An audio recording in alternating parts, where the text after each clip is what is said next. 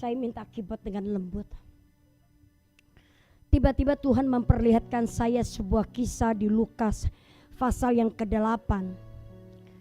Kalau saudara baca di ayat yang ke-22 itu ada satu perikop yang sangat kecil, sangat pendek.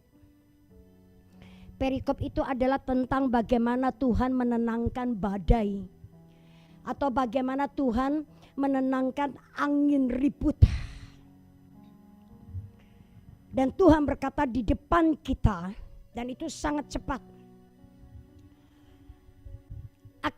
Akan terjadi sesuatu yang menimpa seluruh dunia dan bangsa, termasuk bangsa kita. Dan badai itu sudah di depan mata dan sangat kalau Tuhan berkata buka, mereka cuma tinggal nunggu Tuhan perintahkan buka dan badai itu akan masuk dan itu akan melanda seluruh dunia. Dan Tuhan berkata, pada waktu badai itu masuk,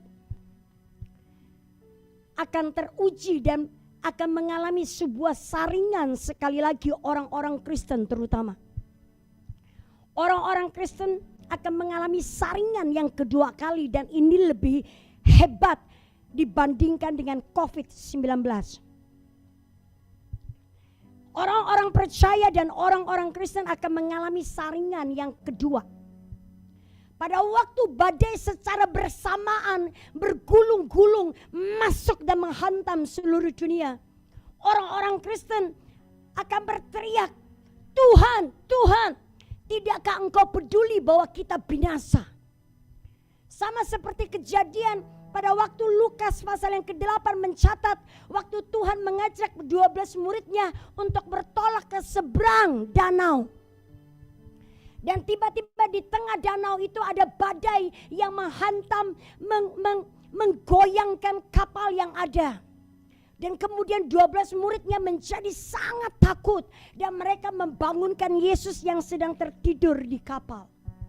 Waktu mereka membangunkan Yesus dan Yesus itu bangun dan kemudian tiba-tiba menghardik itu badai dan badai tiba-tiba dalam seketika menjadi sangat tenang. Itu perbuatan mujizat yang dilakukan di tengah-tengah 12 muridnya. Waktu badai tiba-tiba berhenti, Tuhan bertanya, mengapa engkau tidak percaya kepadaku?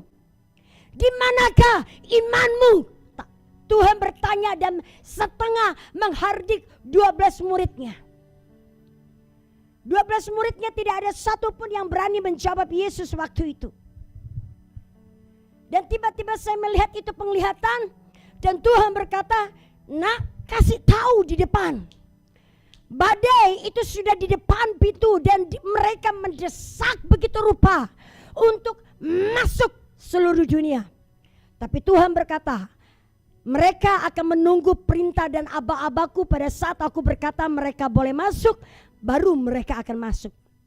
Dan Tuhan berkata di depan kita ada sebuah badai yang sangat complicated, yang sangat kompleks, yang sangat multidimensi. Dan Tuhan berkata badai itu adalah masa filter pengujian yang kedua buat orang-orang Kristen. Hati-hati. Itu adalah filter atau pengujian buat orang-orang Kristen. Mungkin banyak orang-orang Kristen yang mungkin lolos dari COVID-19. Tapi Tuhan berkata ada yang kedua. Saya tidak tahu seberapa yang akan tersaring. Karena Tuhan berkata, di dalam perikop itu Tuhan berkata, di manakah iman kepercayaanmu? Itu artinya pengujian filter yang kedua ini saya nggak tahu itu lewat apa, tapi Tuhan berkata complicated dan multidimensi. Itu akan adalah sebuah filter pengujian iman dan akan sedikit yang tersisa.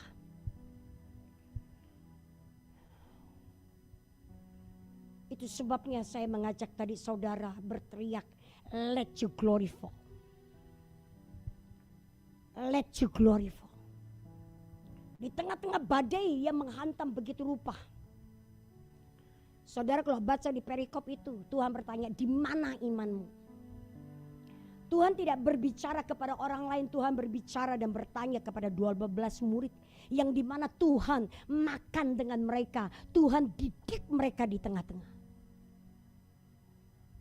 Saya jelas lihat penglihatan itu. Saya tidak tahu itu bulan apa akan masuk, tapi Tuhan berkata itu sudah di depan. Tinggal aku berkata kasih mereka, mengizinkan mereka masuk, mereka akan masuk. Multidimensi. Dan Tuhan jelas berkata ini proses pengujian yang kedua kali buat orang-orang Kristen. Orang-orang Kristen, orang-orang percaya akan dimurnikan sekali lagi. Itu yang mau saya sampaikan ya. Saya mau sampaikan apa yang menjadi closing Tuhan penglihatan kemarin. Kita baca sebentar yuk di Lukas pasal yang ke-8. Pasal yang ke-8 ayat 22 hingga 25.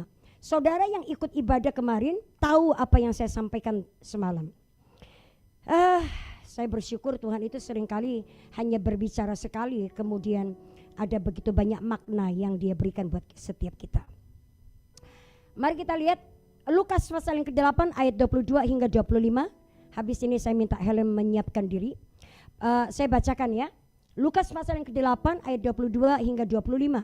Pada suatu hari Yesus naik ke dalam perahu bersama-sama dengan murid-muridnya. Dan ia berkata kepada mereka, marilah kita bertolak ke seberang danau.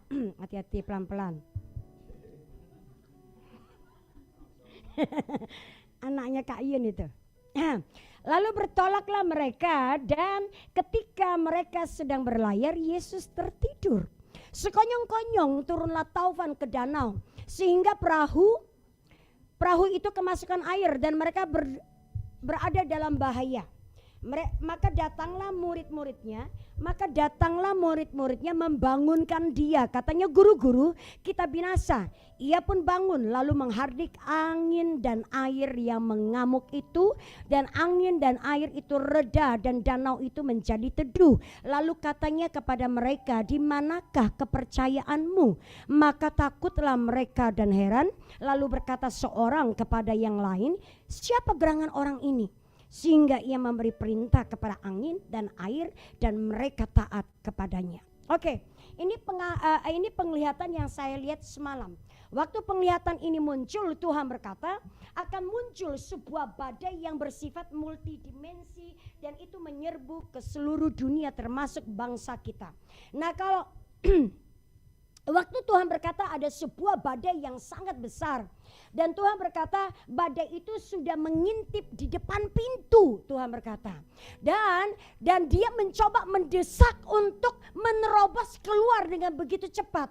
Tapi karena Tuhan berkata, aku belum memberikan mereka izin. Artinya Tuhan itu masih menahan mereka begitu kuat. Dan Tuhan berkata, siapkan dirimu karena di depan akan sangat cepat. Itu badai yang multidimensi akan masuk dan menyerbu seluruh dunia, bahkan termasuk bangsamu. Apakah itu apa sih yang dimaksudnya multidimensi? Itu artinya dari semua sisi terjadi kolaps. Mulai terjadi yang namanya ekonomi global kolaps dan lain sebagainya terjadi, dan macam-macam lagi akan terjadi bertubi-tubi. Itu sampai menyerbu ke seluruh dunia. Dan Tuhan berkata itu sangat cepat, dan Tuhan berkata siapkan dirimu dan waktu untuk menyiapkan diri sudah tinggal sedikit lagi. Karena Tuhan ngomongnya begini, bukan aku yang tidak mau menahan, tapi karena waktu dan masanya dia harus keluar. Itu artinya Tuhan berkata dia sudah tidak bisa lagi ditahan dengan begitu lama. Artinya karena dia begitu mendesak untuk cepat-cepat muncul di muka bumi ini, Tuhan berkata cepat nak, waktu persiapanmu tinggal sedikit. Pokoknya tinggal sedikit.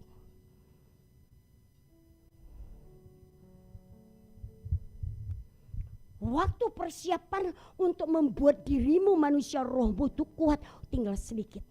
Sedikit itu susah ya. Sedikit, tinggal sebentar lagi. Karena badai yang Tuhan berkata jauh lebih hebat daripada COVID-19 sebentar lagi akan keluar dan menyerbu seluruh dunia. Dan itu bersifat multidimensi. Itu pesan pertama. Kedua, Tuhan berkata ini akan menjadi penyaringan, filter yang kedua setelah COVID-19 bagi anak-anakku. Penyaringan akan muncul kembali. Semalam Rizka, waktu dia dengar tahu ada pesan ini keluar, dia pulang ke rumah dan dia berdoa. Tiba-tiba muncul Daniel pasal yang kelima tentang mene tekel ufarsin. Artinya apa? Setiap hidup kita ditimbang dan dinilai dan terlalu ringan, Tuhan buang. Hidup setiap kita pribadi lepas pribadi dinilai dan ditimbang oleh Tuhan. Kalau didapati tidak berbobot, tidak punya value, maka pada waktu penampian itu, maka sekam yang akan tercampak keluar. Orang-orang yang punya value, orang-orang yang punya isi, orang-orang yang berbobot lah yang akan tetap tinggal dan berakar. Hati-hati. Penyaringan yang kedua akan terjadi. Bu, bagaimana dengan orang-orang yang di luar Tuhan? Orang-orang yang di luar Tuhan itu urusan mereka. Tuhan sedang menyaring dan membersihkan orang cawan bagian dalam. Karena kedatangannya yang kedua kali sudah amat sangat singkat. Setelah orang-orang bagian dalam, orang-orang anak-anak Tuhan, orang-orang percaya, setelah disaring dan lain sebagainya, maka penghakiman baru akan turun. Kenapa Tuhan akan menyaring orang-orang bagian dalam dulu? Supaya pada waktu penghakiman itu turun, orang-orang benar tidak akan ikut dihakimi. Itu pesan pertama.